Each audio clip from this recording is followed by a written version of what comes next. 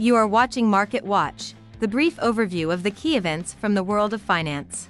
Incoming statistics from the United States indicate a cooling of the market, as the total number of people receiving unemployment benefits in the United States has reached its maximum value since November 2021. The number of initial jobless claims also remains high, thereby increasing the expediency of reducing the key interest rate by the Federal Reserve. We should not forget about the significant slowdown in GDP growth in the first quarter of this year, as well as a decrease in the basic price index of personal consumption expenditures in the United States. Pay attention to the reaction of the market, because this is the most important indicator. Let's summarize. Incoming statistics from the United States indicate a significant slowdown in the largest economy, which is confirmed by structural changes. This is a very good reason for easing monetary policy, but this is no longer enough for stock indices. There are two reasons for this. First, the key stock indexes have already exhausted the growth potential, which was due to the expectation of a rate cut. Secondly, we are not talking about 2 or more cuts in the key interest rate, as it was 6 months ago.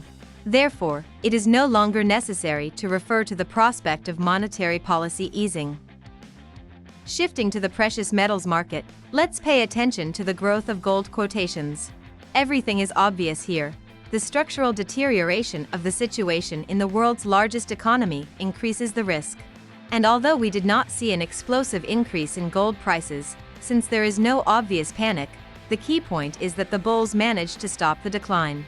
After all, a return below the psychological mark of $2,300 can provoke a more powerful wave of decline. But only the appearance of a really strong threat of a crisis can provide the necessary support to buyers to update historical highs. Today we will conclude with a brief overview of the cryptocurrency market.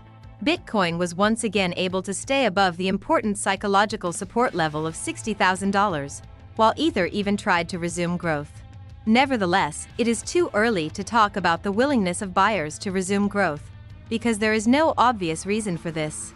The stock market is also in a phase of uncertainty, which is also due to the expectation of the publication of inflation data in the United States.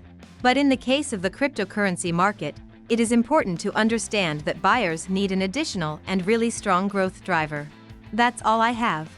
Follow the news carefully and be prepared for all the surprises of the market.